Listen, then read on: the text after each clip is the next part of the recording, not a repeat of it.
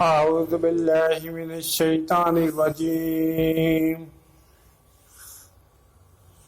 بسم الله الرحمن الرحيم وإذا جاءك الذين يؤمنون بآياتنا فقل سلام عليكم كتب ربكم على نفسه رحمة أنه من عمل منكم سوءا بجهالة ثم تاب من بعده وأصلح فإنه غفور رحيم۔